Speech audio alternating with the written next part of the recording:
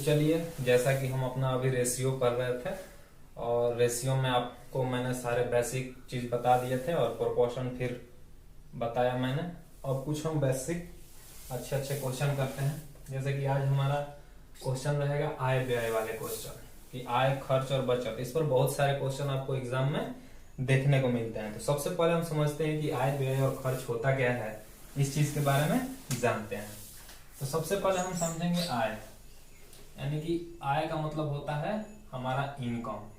तो आय का मतलब क्या होता है? तो आय का मतलब होता है कि हमने जो खर्च किया, यानी कि व्यय, व्यय बोले या फिर इसको हम खर्च बोल सकते हैं, यानी कि व्यय और प्लस में हमारा सेविंग, यानी कि बचत।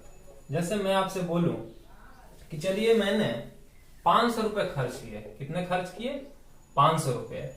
और फिर मुझे पता चला कि 500 खर्च करने के बाद भी हमारे पास अभी 250 रुपए बचे हैं, यानी कि बचत हुआ हमारा 250 और खर्च हुआ हमारा 500, यानी कि टोटल हमारा आय कितना था? तो आप बोलेंगे कि ये आपका 500 रुपए जो आपने खर्च कर दिया और जो आपका 250 बचा हुआ है, अगर इन दोनों को हम जोड़ दें तो हमारा टोटल इनकम आ जाएगा। यानी कि ये आपका टोटल इनकम कितना था? 750 रुपए।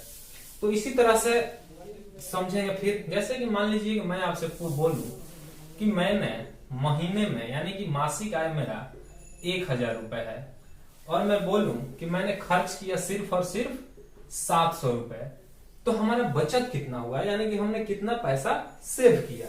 तो सिंपल सा है कि अगर हमारा आय 1000 रुपए है और हमने खर्च 700 रुपए किए, यानी कि 700 रुपीज किए हैं, तो हमारा जो सेविंग है वो हमारा कितना होगा? 300 रुपए होगा। यानी कहने का मतलब है कि अगर मैं यहां से आपसे बोलूं कि बचत अगर हमें निकालना होगा तो हम क्या करेंगे? तो जब हमें बचत निकालना होगा तो हम आय में से जो हमारा खर्च होगा उसे हम घटा देंगे, तो ये हमारा बचत आ जाएगा। अब इसी तरीके से मैं आपसे बोलूं कि हमारा खर्च कितना होगा, तो खर्च कितना होगा हमारा? मान लीजिए कि मैंने बोला कि 300 रुपए हमने बचत किए हैं और 1000 रुपए हमारा आय हुआ, तो खर्च हमने कितने किए होंगे? 700 रुपए।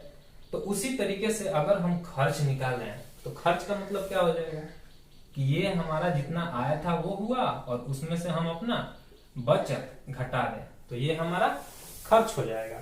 यानी कहने का मतलब है कि आय हमारा टोटल इनकम हुआ, ये हमारा एक्सपेंडिचर हुआ, यानी कि जो हमने खर्च किया, और वो हमारा सेविंग हुआ, यानी कि हमने कितने रुपए सेव किए हैं। तो इस तरीके से आपको बहुत सारे क्वेश्चन मिल जाते हैं एग्जाम्स में। तो वो भी उम्मीद करता हूं कि आप आय, व्यय और खर्च समझ गए होंगे, बचत। तो इस पर किस तरीके से क्वेश्चन आते हैं और क्या आते हैं, कभी कभी बहुत छोटे छोटे क्वेश्चन आ जाते हैं। जैसे कि क्वेश्चन आ जाते हैं कि अगर राम का खर्च 1000 रुपए है और उसका आय 4000 रुपए है, यानी कि आय उसका दिया हुआ है 4000 रुपए और इसका बचत दे दिया हुआ है 1000 रुपए, तो आपसे पूछ देगा कि इसका खर्च कितना था। तो सिंपल सी क्वेश्चन है कि अगर कोई व्यक्ति 4000 रुपए कमाता है और उसमें से वो 1000 बचा लेता है, यानी कि 4000 उसे पे मिला, यानी कि वो कोई ड्यूटी कर रहा है, उस ड्यूटी के बदले इसे 4000 रुपए मिला है, और वो जब अंत में आया घर पे तो उसे पता चला कि मेरे पास तो सिर्फ और सिर्फ अब 1000 रुपए ही बचे हुए हैं, यानी कि उसने कितना खर्च किया होगा? तो ये 4000 उसका लाया था और 1000 रुपए उसके पास बचे थे, यानी कहने का मतलब कि जो उसने खर्च किए थे वो 3000 रुपए थे, यानी कि 3000 रुपए था। और ये कैसे निकला हमारा? तो अभी मैंने बताया कि आय में से हम बचत को घटा देंगे, यानी कि ये हमारा था 4000 और इसमें से 1000 हमने घटाया, तो यानी कि 3000 जो रुपए हुआ वो हमारा खर्च हुआ। तो ऐसे ऐसे भी कभी कभी छोटे एग्जाम्स में क्वेश्चन पूछ लेते हैं, लेकिन अब हम आएंगे अपने मेन क्वेश्चन पर, यानी कि किस तरीके से एग्जाम में क्वेश्चन पूछा जाता है। क्योंकि हमारा टॉपिक रेशियो है तो क्वेश्चन भी हमारा रेशियो में होगा। जैसे आपसे पहला क्वेश्चन दिया हुआ है कि ए और बी की मासिक आय 5:6 है, यानी कहने का मतलब है कि जो आय दिया हुआ है ए और बी का, वो आय दिया हुआ है आपको 5:6 में। फिर बोला है कि जो इसका व्यय, यानी कि जो ये खर्च कर रहे हैं वो खर्च कर रहे हैं ये आपका 3:4 में, यानी कि 3:4 में। और फिर इनका यानी कि आय और व्यय तो आपका ये रेशियो में दिया हुआ। तो क्वेश्चन में आपको दिया हुआ है कि ए की जो आय थी वो आपका 5:6 में था और व्यय 3:4 में था, और इनका जो बचत था वो आपको रुपए में दिया हुआ है, यानी कि बचत जो मान दिया हुआ है वो आपका 1800 और 1600 दिया गया है। और फिर आपसे पूछा है कि बी की मासिक आय बताएं। तो अभी मैंने आपको बताया कि अगर हमें खर्च निकालना होगा यानी कि व्यय निकालना होगा, तो व्यय निकालने के लिए हमें आय माइनस बचत करना पड़ेगा। यानी कि अगर हम आय में से आपका बचत घटा दें तो हमारा व्यय आ जाएगा। अब इसी रेशियो को लेकर हम इस क्वेश्चन को करेंगे। जैसे कि मैंने आपको बताया है कि रेशियो में मान छुपे होते हैं, तो मैंने मान लिया कि ए की आय मान रहा हूं मैं ए की, यानी कि ए की और बी की आय। तो ए की आय मैंने माना 5x और बी की आय मैंने मान लिया 6x। ये हो गया आपका आय। और अभी मैंने बताया कि अगर आय में से हम बचत को घटा दें, यहां पर लिख लेते हैं बचत आपका है 1800 और 1600। तो अगर हम ए की खर्च की बात करें तो ए का खर्च क्या हो जाएगा, ए की आय माइनस ए की बचत बराबर आपका खर्च आएगा। यानी कि ए की आय हमने कितना माना था 5x, तो हमने माना 5x। और ए का बचत कितना है आपका, ए का बचत है 1800, और जो ए का खर्च दिया है वो आपको 3 यूनिट दिया हुआ है। और फिर इसी तरीके से हम बी का निकालेंगे। तो जब बी का निकालेंगे तो बी का आय 6x और बी का बचत कितना है, ये आपका है 1600, और इसका खर्च बचत था ये, और इसका खर्च कितना था, ये था आपका 4। अब इस कैलकुलेशन को हम पूरा करेंगे, यानी कि इस कैलकुलेशन को जब हम करेंगे तो यहां से आपका क्रॉस मल्टीप्लीकेशन होगा। तो यहां करेंगे तो 5 का 20x माइनस 7200 बराबर, यहां से करेंगे तो 18x और माइनस 4800। फिर अब 20x में से इधर आपका 18x आएगा तो ये हो जाएगा 2x, और ये आपका 7200 है, उधर जाएगा तो वो प्लस में हो जाएगा, यानी कि यहां से हो जाएगा आपका 2400 रुपए, यानी कि x बराबर आपका आ गया 1200। और आपसे पूछा है कि b का आय निकालना है, तो b का आय हमने कितना माना है 6x, यानी b का आय का मतलब 6 गुना 1200 यानी कि 7200 रुपए। और यही आपका आंसर था, यानी कि जो b की मासिक आय थी वो आपका कितना था 7200 रुपए था। उम्मीद करता हूं आप थोड़े से समझे होंगे। मैं दोबारा से आपको समझाने की कोशिश करता हूं। चलिए देखिए,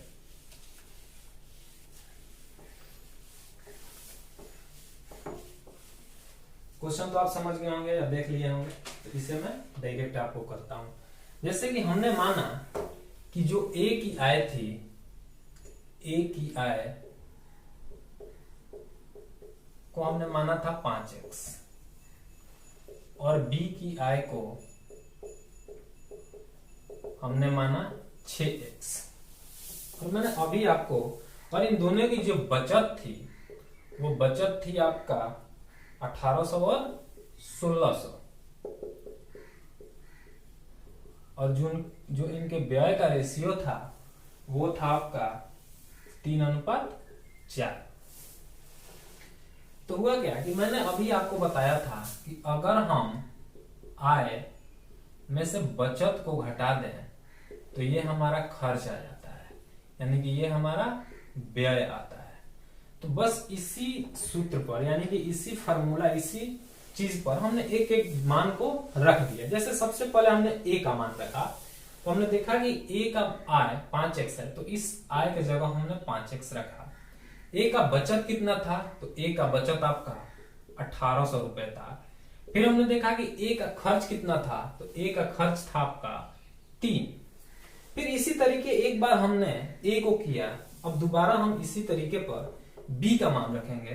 तो जब b का वैल्यू रखेंगे तो b का आया था आपका 6x और इसका जो बचत था वो 1600 था और जो इसका व्यय था यानी कि खर्च जो था वो इसका 4 था। अब इसके बाद हमने क्रॉस मल्टीप्लीकेशन किया तो इस तरीके से हमारा x का मान आया 1200 रुपए। जब x का मान हमारा 1200 आया तो हमें तो b की मासिक आय बताना है। तो b की मासिक आय हमारा कितना था 6x।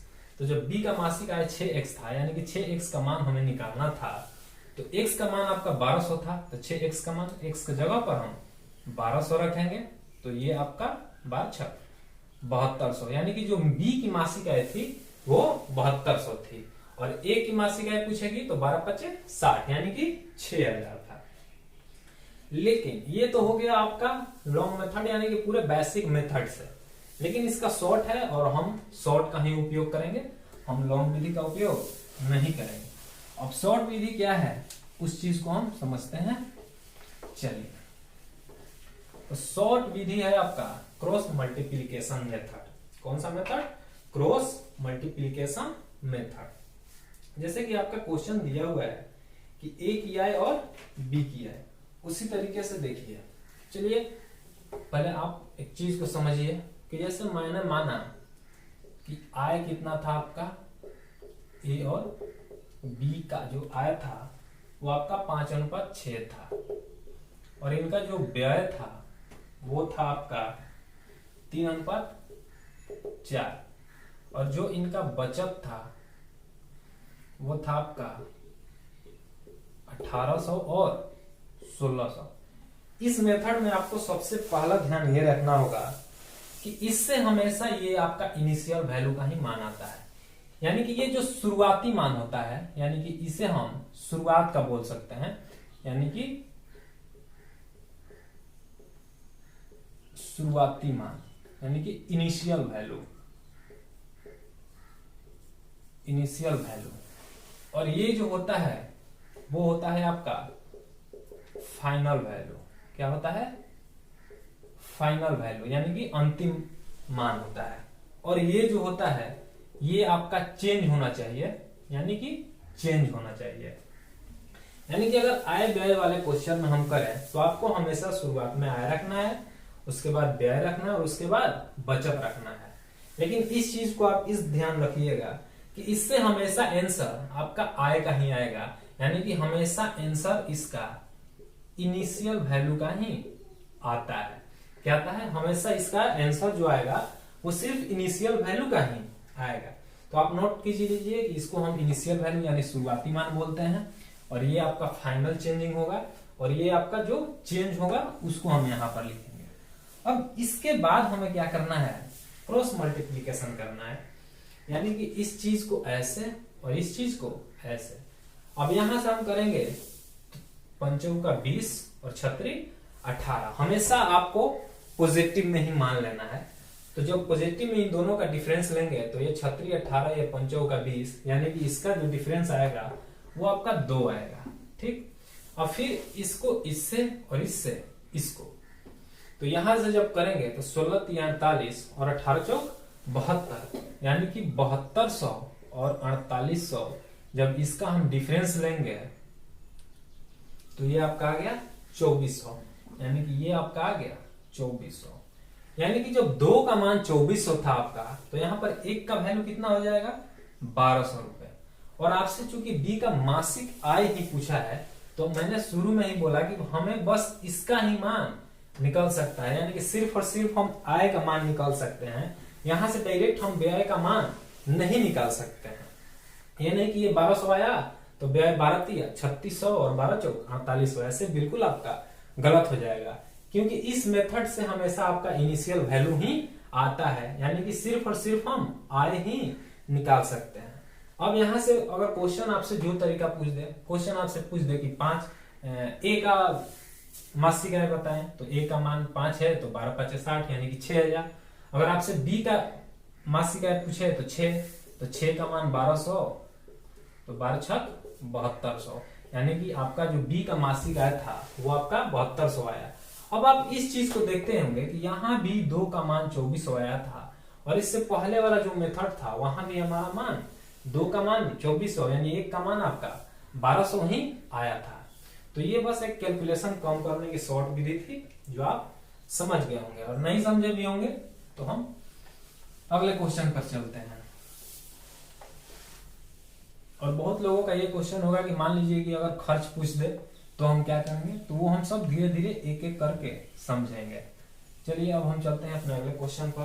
तो अगला क्वेश्चन है अपना कि 2 व्यक्तियों का मासिक आय 5:3 था। अब हम लॉन्ग पर नहीं जाएंगे, बेसिक पर हम अब शॉर्ट ही बनाएंगे। तो जो आय था वो आपका 5:3 था। फिर बोला कि उन दोनों का जो व्यय है वो आपका 9:5 है, और जो बचत है वो 1300 और 900 रुपए है। तो प्रत्येक की आय बताए। सिंपल है, अभी मैंने बताया क्या करना है, यहां पर आपको आय लेना है, यहां पर आपको खर्च लेना है, और यहां पर आपको बचत लेना है, और फिर हमें क्रॉस मल्टीप्लीकेशन मेथड लगाना है। जब यहां से करेंगे तो 5 25 और 9 27, यानी कि यहां से आपका डिफरेंस आया 2 का, और 2 का मान अब कितना आ रहा है इस चीज को हमें देखना है। तो जब यहां पर देखेंगे तो 9 81, और यहां पर देखेंगे तो 13 5 65।